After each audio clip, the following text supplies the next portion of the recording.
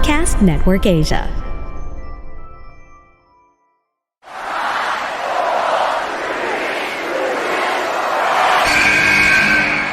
What's going on? This is Xavier Woods, aka Austin Creed. Welcome to the big time! Hello, WWE Universe in the Philippines. This is Charlotte. You know your damn role and shut your damn mouth. Hey everyone, this is Jeff Cobb. I have to finish the story. We are pretty deadly. Yes, boy. Yes, boy. Hello, my name is Ilya Dragunov, the Czar. Bang! The sniper is shooting you down. This is TMDK's Robbie Eagles, and you are listening to the Wrestling Podcast.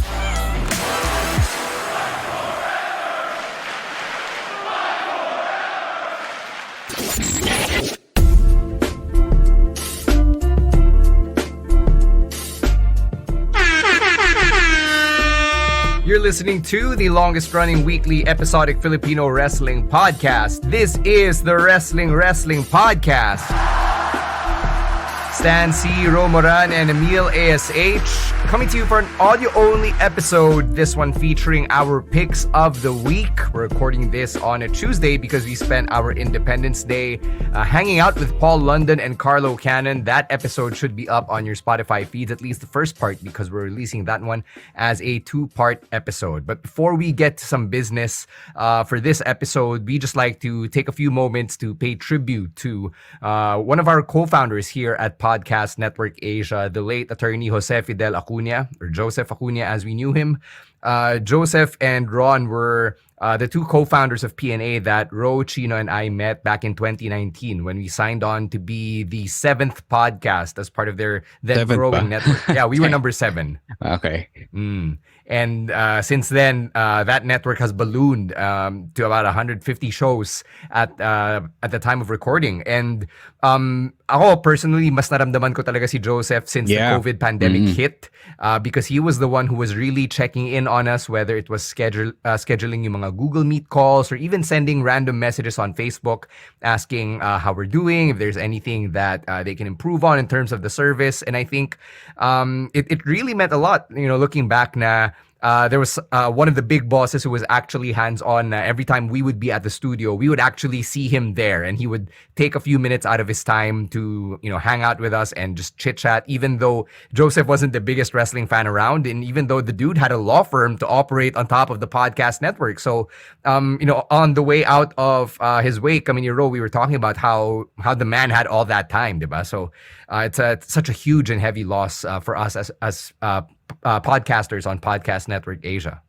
Yeah, about that point where you said that he wasn't the biggest wrestling fan, I always had this imposter syndrome being on Podcast Network Asia, because our podcast admittedly is not, a top ranking show on, the Spotify Philippines charts, even though we rank worldwide in Kenya, Romania, Germany, Ireland, and all that, all those different places. But Joseph never made us feel that we were any less. And he made us feel that, since the very beginning, he made us feel that we had a place in the Podcast Network Asia table. And I'll always appreciate him for that, because I think he could have easily cut bait on us, because they brought in a lot more other successful podcasts than we are. Ron was the wrestling fan between the two of them, so I think one could see then we're here also because of him. But he was an early believer, I believe, of the podcast. He got us where we were. He allowed us to be here, to be a part of the Podcast Network Asia family, and I'll always treasure him for that. Sam was right. He was the one we felt more. He was the one really running the ship. He wasn't a podcaster by any means. I don't think he ever wanted to try what we do, but he believed in every one of us. I would like to think. He saw that there was a place for all of us, no matter what topic, what interest, what niche we were filling in the podcast industry and field. Basta we were ready to put in the work, he would make it happen. And he was still making it happen. The last time I saw him was a couple of weeks ago to studio, and after that, we still were talking to him about going even bigger. And that's how involved he was. That's how big he dreamt for not just the wrestling podcast, but the rest of the other podcasts under the wing of PNA. So I don't know where that leaves all of us moving forward. I would like to think that he did leave, a plan, a to-do list of things the rest of the company needs to get to, and I think that will be his lasting legacy then moving forward. And if we ever get to more success as the wrestling podcast, as On Deck, as Class Clown, as Unmasked, it will definitely, largely, I would think, be because of him, because of Josef. So thank you, Josef, for everything that you did, for taking us in, for considering us as important parts of the family. And you were taken from us too soon, and we'll never forget you. Yeah, rest in peace to the late, great attorney Josef Acuña. Again, just a huge loss. Our deepest and most heartfelt condolences go out to Joseph's family, to his widow, his mother, his siblings, and his fur babies, who we actually got to see and meet over at the wake yesterday. It just makes me feel terrible to think about how young he was taken from us. Yes. So literally almost our age, diba? So closer to Chino's naman than you and I. I mean, no, we're all in the same ballpark, not in Emile's ballpark for sure, but it does make you scared a little bit of how you approach then your life. Yeah. Here's the hoping that none of us have a Michael Scott episode where we think like we're gonna die the next day or whatever. But it's always difficult to move on from paying tribute to someone, especially when they're no longer with us. And what we're about to do is basically what the PNA team said, what Josef would want, which is to carry on and to proceed with business as usual. And that is to give you our picks of the week. You know what? I'm going to give Emile some airtime here as Ro and I try to recover and bounce back a bit. Why don't you let the people know, Emile, how they can be part of our growing wrestling podcast patron community, where we just uploaded a huge freebie. I know. Before Emile starts, I just want to say how crazy it is. I know Josef would have wanted this, but it's crazy that we went from eulogizing him to selling our membership. Let it not be known. Let it be known, that the strangeness is not lost on us. Yes, and that they were always cool with it from the get-go. All right, Emile. All right. So if you want to get the full wrestling podcast experience, all you got to do is subscribe to our Patreon at patreon.com/wrestling podcast, where you can subscribe for as low as $5 or 275 or 280 pesos in our local currency. You can join in on our Discord server. That's one of the perks of joining our Patreon, where you could interact with us, talk to us about wrestling, sports, memes, food, fashion, anything under the sun. You can also interact with your Falca podcast in our Discord server. We also have the Pasabais, and if you want to get your authentic wrestling merch, you could get it through us as well. And we have the review content of the weekly wrestling shows like Raw, SmackDown, NXT, Dynamite, and very soon Collision, and some local wrestling events as well, courtesy of Raw and ASH. And another perk of joining our Patreon is you'll get the dibs on the interviews that we have. So before it gets uploaded to Spotify or anywhere else, if you're a Patreon, or if you're a patron, you could see it exclusively before it can be released for the worldwide audience to hear. So and by subscribing to our Patreon, you're supporting everything that we do here on the pod. So again, please subscribe to our Patreon at patreon.com/wrestling podcast. I just wanted to add to that real quick. We are also planning something in the works for our loyal patrons, and syempre for WWE fans here in the Philippines. So all I'm gonna say is, if you are missing the network and syempre Stan's commentary and Carlos commentary. So stay tuned. You might want to consider subscribing again because we're cooking a little something up.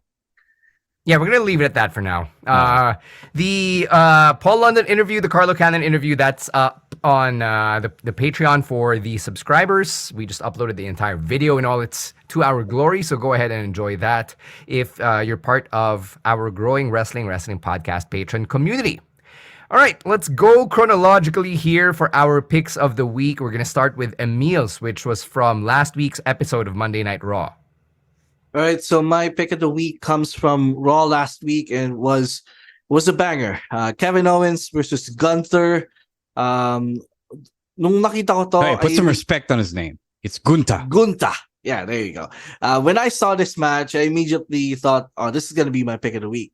Even though we still have the rest of the week, it's gonna happen last week. So both Owens and Gunther brought their A game in a TV match. And fortunately, they were given ample time to really cook. And for me, this is the best TV match of WWE so far this year. And I didn't realize before na meron pala silang in-ring chemistry. And it showed during that match. And this just made me crave for a possible Gunther versus Kevin Owens rivalry, maybe in the future for the IC title or maybe for the World Heavyweight Championship. So great work from both of them, and it was one of the best matches I've seen this year. I don't know if you guys have noticed, but Raw, as of late, has felt a lot like SmackDown in its heyday, where it's really very solid with the wrestling. And, there's like a healthy balance now of the promo and the in-ring stuff, which we never really got from Raw, especially over the last decade or so. And that was always the marked difference between Raw and SmackDown. Raw was very promo and segment heavy, whereas SmackDown was more in-ring material, in-ring match heavy.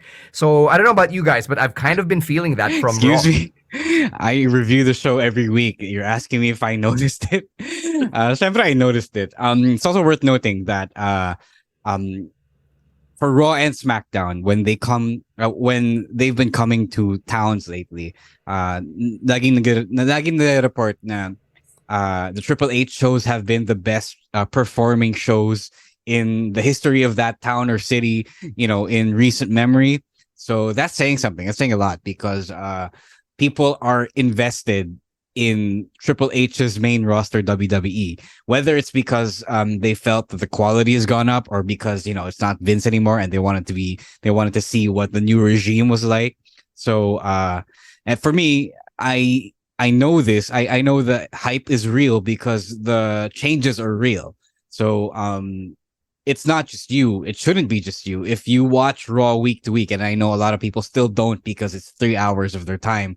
But if you are a loyal follower of Raw and SmackDown, you would see na Triple H has brought his magic touch, from the black and gold NXT days to these things. And it does tie back to what why Emile rather picked this match for his pick. And they just put on an NXT takeover level match on the first hour of Raw. So for no championships. For no championships then. So and then, because it's for no championships, they did a schmozzy finish, but just totally fine because you got there after a really hard-hitting match. And that is the state of Triple H's WWE at this time. Now, you are inspired enough by the leadership, even though Vince is still around making changes, although remotely. And he was there backstage. You were inspired enough to go do your thing and wrestle your ass off without fear of repercussions of a guy, of an old man saying, "Why'd you go do that? Why'd you go that hard?" Diba? So I appreciate this, and I appreciate this a lot. And if you're listening to this and you still don't watch Raw week to week, and you consider yourself a fan of in-ring action, then I think it's matches like this that should get you to start. Yeah, just to follow up on what you said, na Vince was there kasi it was in Hartford, yung Raw last week. Today's Raw, we're recording this on the evening of June 13th.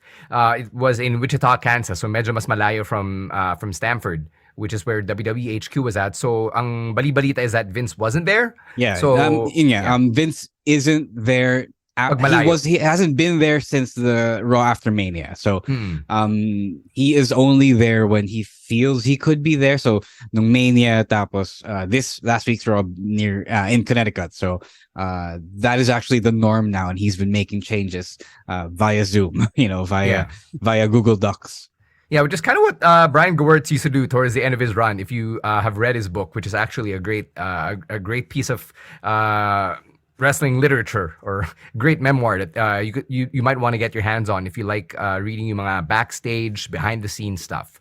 I'm gonna stick with last week's Raw, and I'm gonna pick the main event of that show: Seth Rollins versus Damian Priest for the World Heavyweight Championship. Both this match and Kevin Owens versus Gunther, clearly they're there to set up something bigger. So right now, KO and Sami Zayn are in a little feud against Imperium, which hindi ko alam if it's ultimately going to be for the tag team championships or one of them is going to win the Intercontinental Championship or at least challenge Gunther for it. But with Seth Rollins and Damian Priest here, clearly it's building towards Seth Finn over at Money in the Bank, which they kind of took steps to push forward on today's episode of Raw. So I really loved how they made Damian Priest go out there and want to go at it alone against Seth, which planted yung seeds of doubt and discord kay Finn. And we saw that again on today's episode, where you could see the mistrust now between Priest and Balor and how there's some tension there, and it's leading everyone to believe na yung rumored turn for Finn against Priest is actually gonna happen. Let's save that for Thursday. I think there's a lot to be plumbed in those depths. Yeah, and we haven't even talked about JD McDonough, who's clearly a part of the story now. But going back to Seth versus Damian Priest, it also reflects yung mga nabasa natin over the last few weeks that WWE sees a main event player in someone like Damian Priest. And I know that LA Knight is the presumptive favorite to win Money in the Bank, but I wouldn't be opposed to Damian Priest winning Money in the Bank after everything we've seen from him over the last couple of months. So give me an inspired Damian Priest. Give me workhorse fighting champion Seth Rollins any day of the week. That main event match was actually a lot of fun. It was a lot of fun. And again, after watching last week's Raw, parang na-realize ko na it's probably the best Raw we got this year so far, because we had really two great you could call it PLE caliber matches with the my pick and then the main event. So both these guys really brought their A game, and I like how Damian Priest had babyface tendencies instead of the typical Judgment Day shenanigans. So again, this pretty much set up what is going to be the story of the summer for the World Heavyweight Championship. So maybe this could lead to a triple threat, maybe at SummerSlam. So that's what I'm thinking. So we're gonna talk more about that this Thursday. Pero they use this match to set up for something, but at the same time, they also delivered a really good match instead of just phoning it in. Yeah. Now that I think about it, now that we brought up yung the PLE level, PLE quality matches, I'm thinking now, and I wonder if this is them trying to prove to the old man, okay, we're doing just fine without you. We're doing just fine focusing on the wrestling and not just the acting, which is also really good. All things considered, they are really telling some good stories both on Raw and SmackDown. So I enjoy that. Especially the subtle acting of not so subtle because you can spot it from a mile away. Yung acting nila Finn and Damian and everyone else, Sami and KO, all that stuff. So yeah, on the Imperium stuff, I feel like Sami and KO moved from one big faction to the other. So I think this is like a slight retread of their feud with the Bloodline, except that there's no heavy-handed drama this time. It's just another dominant faction going after them. But anyway, that's beside the point. Yes, I really enjoy this, but not as much as Gunther versus Kevin Owens, because those are my guys. Pero I truly enjoy Seth Rollins just going out there and wrestling his ass off, and assuming he's gonna do more of that because he's now the fighting champion. He was what Cena was as United States champion half a decade ago, diba? So that's pretty cool, and I think that's what's gonna make the World Heavyweight Championship a big deal. So more power to that, more power to him, and yeah, I really appreciate this renaissance, if you will, for Damian Priest, because the guy is old. Let's not sugarcoat it. He seems like a spring chicken because it's like the first few years of you seeing him on your primetime television, primetime wrestling TV, but the guy is old. We talk about it a lot, but this is yung proof na in wrestling you don't really get to the major leagues until you've put in 10 plus years in the business. So guys like Seth Rollins, guys like Damian Priest, guys like even Kevin Owens and Sami Zayn, even Gunther and his crew, right? So all of these guys who you feel are young are really not, and all the good things that they have now, they have deserved, and they deserve it and have worked really hard for it, because that's just how long they've been grinding and getting better. And I really appreciate that a lot more people are appreciating then that Damian Priest really could be a main event level guy. I don't know if he's gonna run all the way to the end zone with the ball, but it is really nice to see him try. And for the most part, he is carrying that ball well, especially when you see him wrestle matches like this with Seth Rollins, with Bad Bunny. Dami magandang performances, and really good for him. I really enjoy this entire idea of the story a lot. Yeah, not everyone can be a John Cena or an Austin Theory where you get to hit the main event of WrestleMania or be in a featured spot before you hit 25. Yeah, and going back to Rodo's point when they're proving the old man wrong. I mean, the numbers can attest to that. I mean, the numbers don't lie. We hear every week that the you didn't show, get it. Well, the that spells disaster for you. That spells disaster for you. I mean, okay. Is that what go? Like every week we always hear the Raw from this town was the record setting attendance for a show in that town. So we always hear that every week. So you can see how the people are they are really liking what they're seeing currently on WWE TV, and that's a testament to how great this Triple H reign has been so far. Yeah, I agree. That's exactly what I said. Yes, thank you Yeah. for validating what I said. Yes.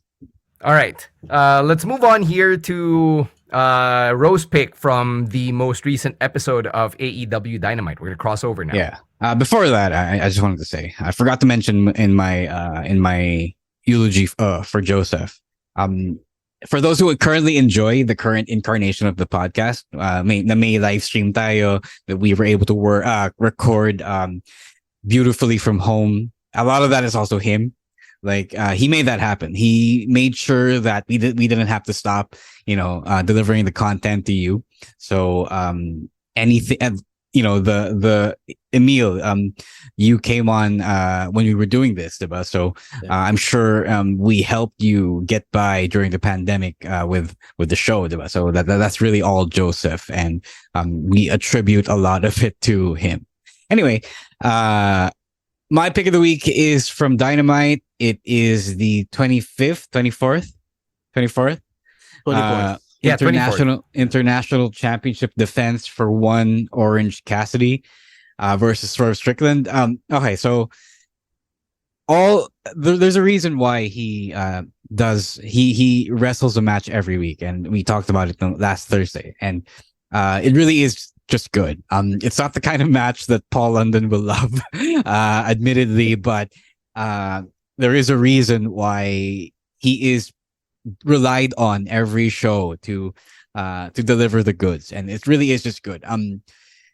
You can't deny that it is pretty dramatic, the way he wrestles his stuff, because he's so good. He's in such great shape that he can go nonstop without slowing down, without looking like he's slowing down from the very first minute up to the 16th, 17th minute of his match. So he just keeps going. He's like the fucking Energizer Bunny, the way he does his shit. And that, my friends, is the quality of an elite caliber talent, even though it's not what old heads would like, but it's really good. He's really good, and he really makes you feel how dangerously close he is to losing. He really makes the other guy look good. Swerve especially. This is the second time he's made Swerve look good and deserving to be champion, deserving to beat him and beat champion, diba? So that's how good Orange Cassidy is, and that's how good he can perform night in and night out every week. And hopefully he isn't physically burning himself out. I'm probably sure he's not mentally burning himself out, because he seems all right. He seems like he's not slowing down. But this is wrestling, and if you put in that kind of match every week, I don't care who you are, where you're from, what you did, but your body is just not going to hold up. It's not designed to be that way unless you're bionic, diba? So I just hope that Tony Khan doesn't pull a Tom Thibodeau here and run him to the ground. I hope that someday he thinks of load management. It is a thing, diba? It is a thing in sports. You're allowed to do that. You run two teams. You're allowed to rest your guys. So I don't know. I actually don't know if Orange Cassidy matches pull in yung numbers for quarter hours. I'll have to look at Brandon Thurston's figures for that. But from a purely quality standpoint, the Orange Cassidy matches don't miss. Sige, Emile, go.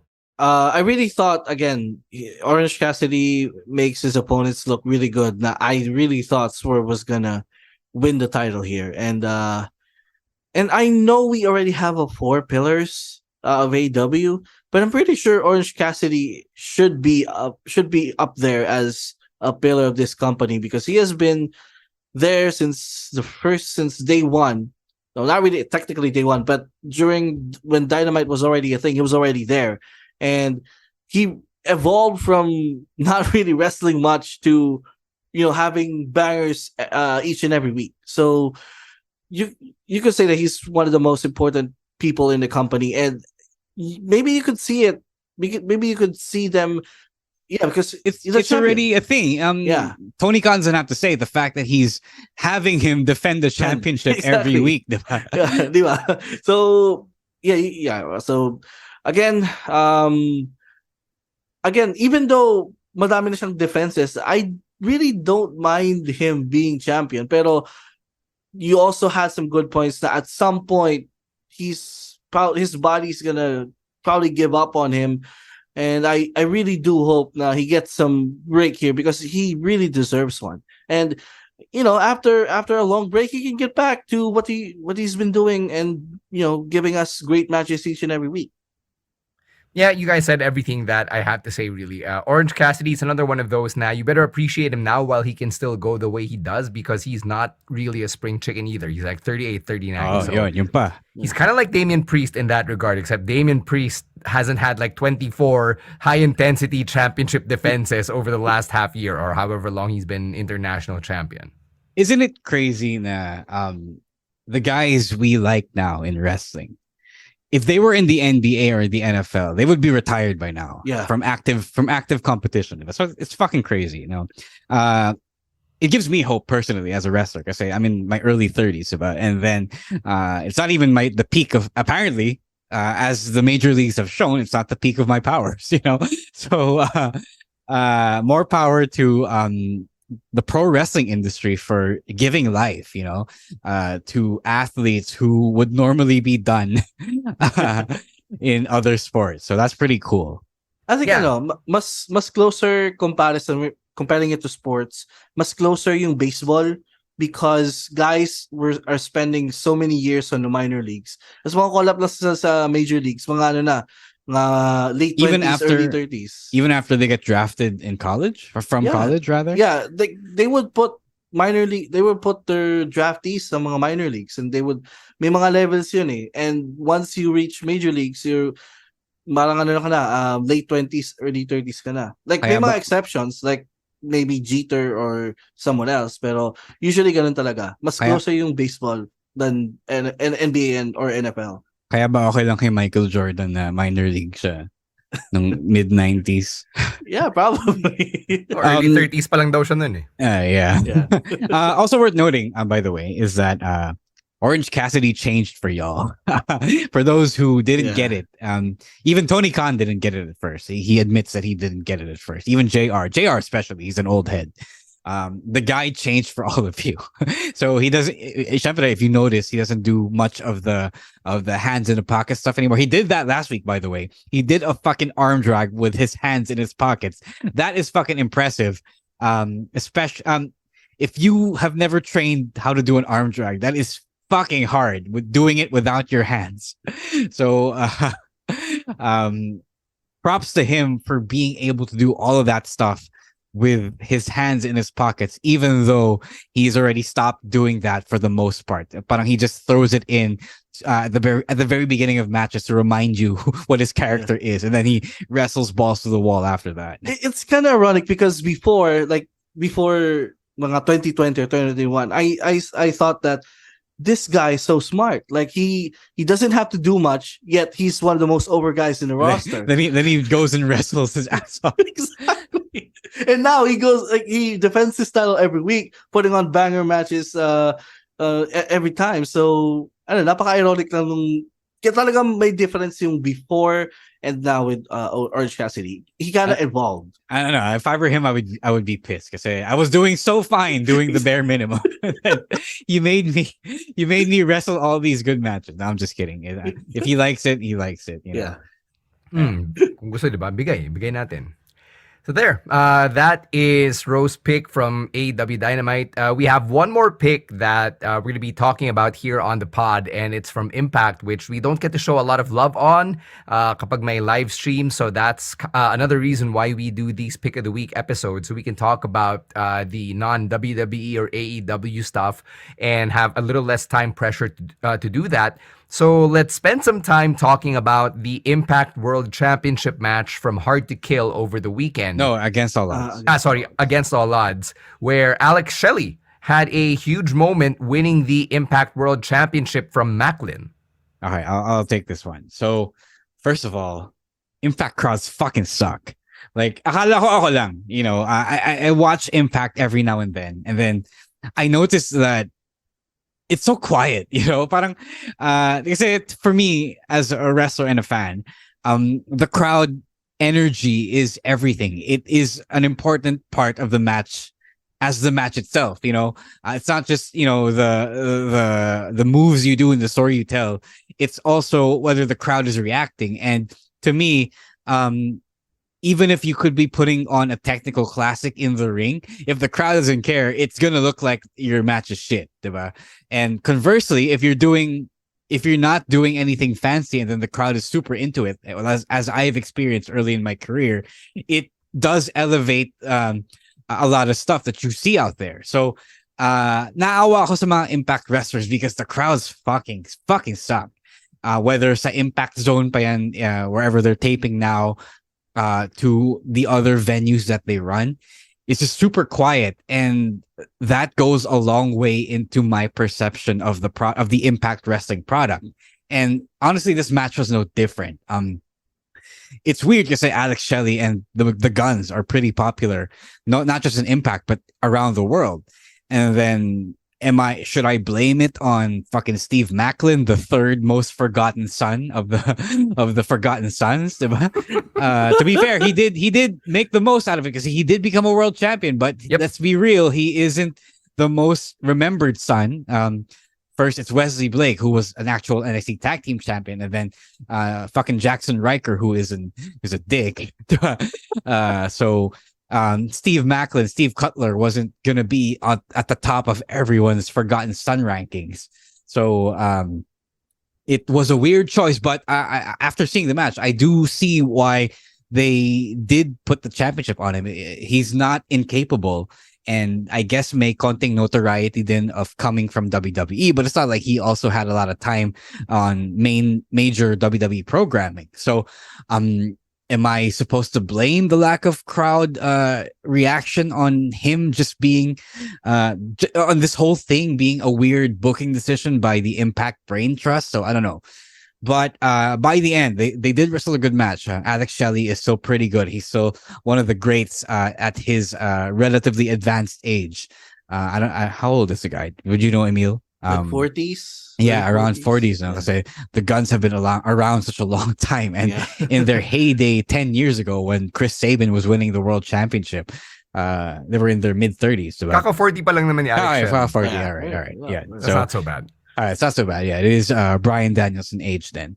Tawag dun, by the end, he was able to get the crowd going with the finish, the closing moments, the cardiac, the dramatic third act of the match. But up until then, it was so quiet. But I will say that the match was good. Shelley proved why he looked like a legit main eventer in Impact, and there's not a lot of those in Impact, you know. Only very few people feel like legit main eventers. I think that's from my slightly unqualified opinion as an Impact outsider, but Shelley is one of the guys with actual gravitas when it comes to wrestling in the ring, and the fact that he was able to pull the crowd in at the very final moments, despite being quiet the entire time, is a testament then to how good he really is. Yeah, and going back to the crowd thing, I thought ano lang yun. Nung una, when I watched the event, I thought it was only because of the main event na and maybe the crowd was tired. And then I went back and watched the Sabin match, and the crowd was really like that from the beginning. Yeah. I'm gonna have to ask Ken about that because he was there. Yeah, and God, I mean, why did you pay this money if you're not gonna, you know? It's not just, you know, some people will say now, oh, maybe the crowd wasn't mic'd up well, but you can see the crowd and they weren't hooting and hollering, diba? So you can see that they were just sitting there as though ano itong pinapanood nyo, diba? So what's the deal? Is it because Impact isn't even the third most popular wrestling promotion in the world? So why did you all pay money to see it? So it's so weird. It's so weird when crowds come in and they don't do shit, diba? At least I'm not gonna say heckle the wrestlers, but make some noise. You're there to be heard, diba? Just don't be a dick about it, but you know, be part of the show. It's okay. Like, why else are you there, diba? Yeah, and honestly, the only act that makes me watch Impact is the Guns, Sabin and Shelley, and both of them had tremendous matches during the event, and both of them are champions now. So that's good. So I'm probably gonna tune into some Impact even more now that they're champions. And I know it's convenient for Shelley to stay on Impact because he has his own day job as well. But I really wish they could have a run somewhere, just even for a brief run in maybe in AEW. Because I really want to see them compete in other places because they're just so damn good. Even at their age now, they're still as good as they were in their primes 10 years ago. I've got a question for you guys. Were the Guns faces here at this event? Because when they were wrestling Subculture, they were kind of working heel.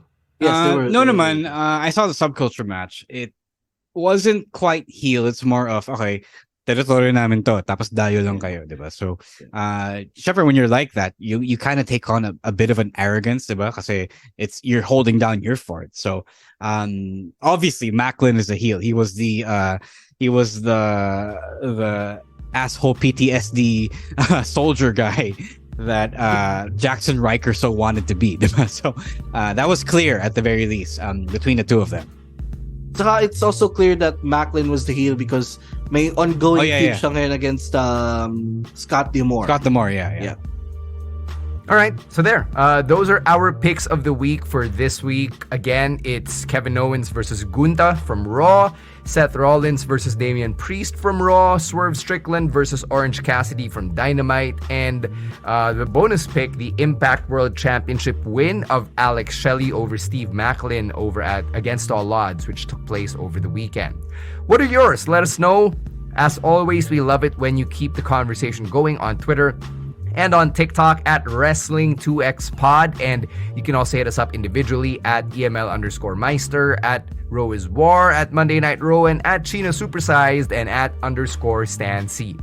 Coming up on your feeds, part 2 of our interview with Paul London and Carlo Cannon. Plus, you've got the Thursday live stream, as always, 7 p.m. on Facebook and on YouTube. We'll see you there. Make sure to follow the podcast on Facebook and on Instagram at Wrestling Podcast, and give us a follow and a 5-star rating on Spotify while you're at it. Thank you very much to our babyface producers over at Podcast Network Asia. And one last thank you to the late Josef Acuña for all of the things he'd contributed to this podcast and every other show that you enjoy on Podcast Network Asia. Rest in peace, Joseph. We'll catch you again, probably on the live stream. All right. On behalf of Emile ASH and Ro Moran, my name is Stan C. Ending another episode of the Wrestling Podcast. Stay safe, stay healthy, and don't be a dick. Wrestling Podcast out. Peace.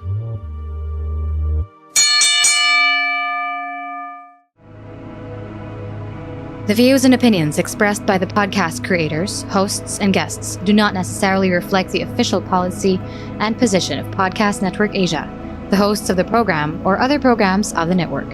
Any content provided by the people on the podcast are of their own opinion and are not intended to malign any religion, ethnic group, club, organization, company, individual, or anyone or anything.